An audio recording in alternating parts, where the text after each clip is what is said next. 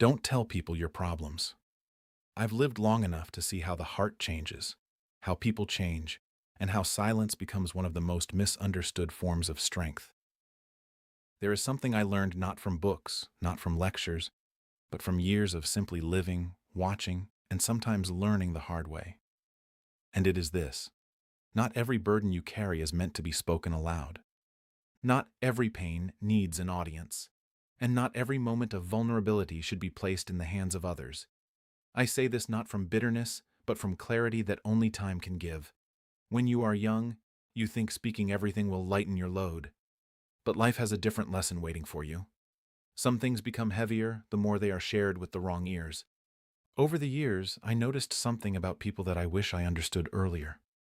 Most people do not listen to understand.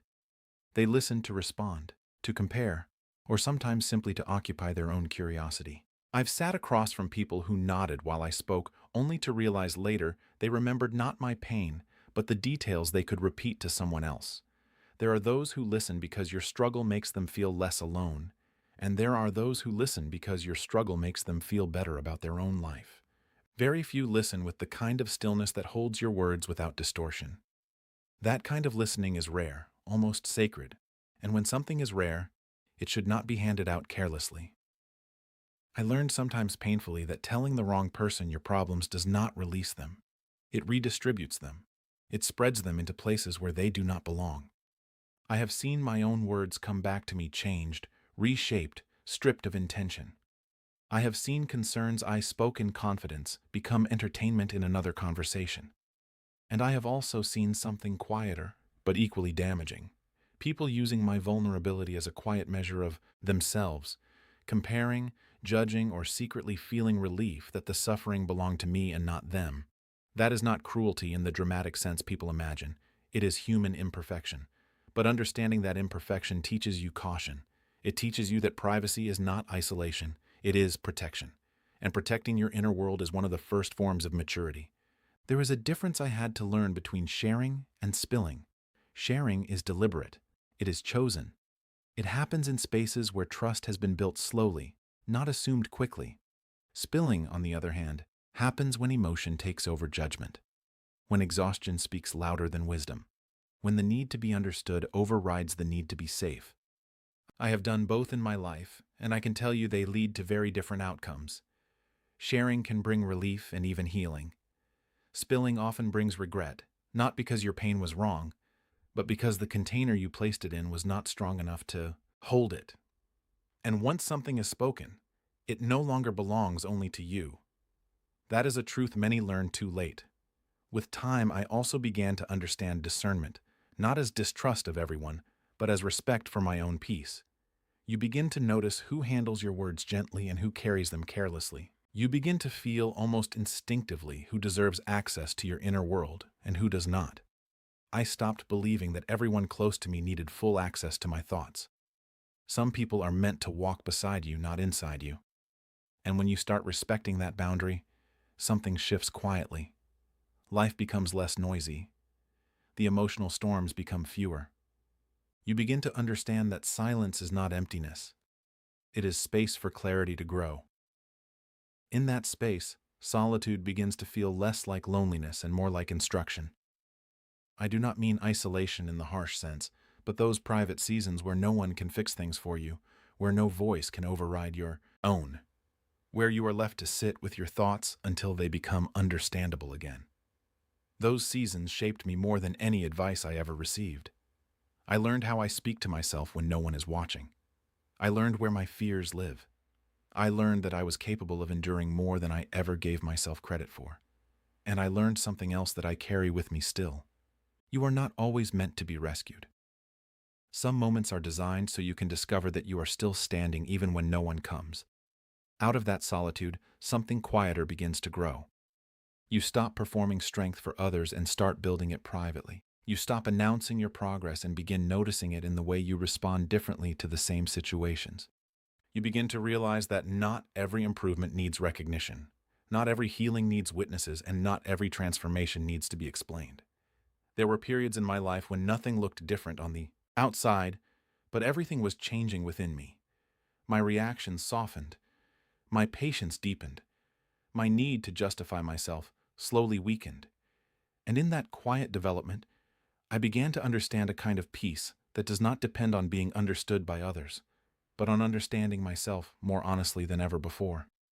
And it is from that place that something even deeper begins to emerge. Something about how much of ourselves we feel obligated to explain to the world, and whether that habit truly serves us at all. There came a point in my life when I started noticing how much of my energy was being spent not on living, not on healing, but on explaining myself, explaining why I felt tired, explaining why I made certain choices, explaining why I needed space or silence or time.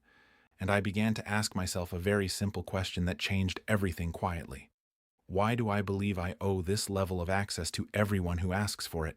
Because if you live long enough, you realize that not every question is asked with care. Some questions are asked out of curiosity, some out of control, and some out of a need to pull you back into versions of yourself you have already outgrown. I learned that explanations, when given too freely, can become a kind of invitation. Not an invitation to understand, but an invitation to judge, to debate, to reinterpret your life from a distance you never agreed to. I used to believe that if I explained myself clearly enough, people would understand me better. But life showed me something different. Some people do not misunderstand you because you are unclear. They misunderstand you because clarity is not what they are looking for. So I stopped treating every misunderstanding as something I had to fix. I started accepting that being misunderstood is sometimes simply the cost of being honest, and something very interesting happens when you stop over-explaining your life. Your inner world becomes quieter. You begin to notice how often you used words to fill spaces that didn't need filling. You start to feel the difference between communication that builds connection and communication that is driven by anxiety. Because when explanations come from fear, they never end. There is always another layer, another justification, another attempt to be accepted. But when you speak from peace, your words become simpler. They become complete on their own. They do not beg for agreement. Over time, I also realized that peace grows in the same direction that explanations decrease. Not because silence is always the answer, but because unnecessary justification slowly erodes your sense of self. You begin to shape your life around reactions instead of values. You start adjusting your truth to avoid discomfort in others. And without noticing it, you become more focused on being approved of than being aligned with yourself. That is a heavy price to pay for being understood. There is a kind of strength that develops when you stop trying to convince everyone of your intentions. You begin to trust your own judgment more deeply. You no longer feel the need to present evidence for every boundary you set. You simply set it calmly, without apology. And at first, people may push back. They may ask more questions, demand more reasons, try to pull you back into old patterns where you used to explain everything. But if you hold steady, something changes. Not in them necessarily, but in you. You stop negotiating your own peace. I also came to understand that clarity is not the same as explanation. Clarity is calm. Clarity is grounded. Clarity is saying, this is what I need, and allowing that to stand on its own. Explanation often carries an undercurrent of tension, as if you are still trying to earn permission for your needs to exist. And I wish someone had told me earlier in life that your needs do not require permission. They require honesty, not defense. As years passed, I noticed something else. The people who truly care about you rarely demand long explanations. They may ask questions, yes, but they are not interrogating your life. They are not trying to dismantle your choices. They trust your voice even when it is brief.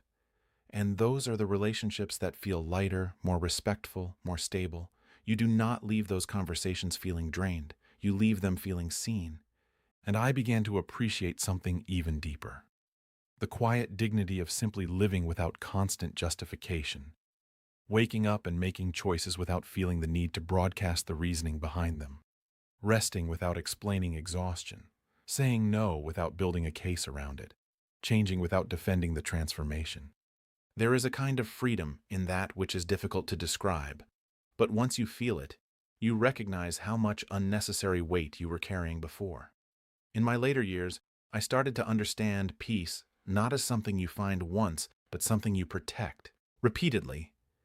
Every time you choose not to over-explain, you are protecting it. Every time you resist the urge to justify what your heart already knows, you are strengthening it. And slowly, life becomes less about managing how others perceive you and more about how honestly you can live with yourself when no one is watching. So if I could leave you with anything from all the years I have lived, it would be this. Your silence is not an absence of truth. Your boundaries are not an absence of kindness. And your refusal to over-explain is not an absence of connection. It is often the beginning of a deeper kind of peace, one that does not depend on being understood by everyone, but on being steady within yourself. And with that, I want to thank you for listening and spending this time with me. I hope these words gave you something useful to carry forward in your own life. Wherever you are in the world, take care of yourself. Move gently through your day. And I wish you peace in everything you are working through.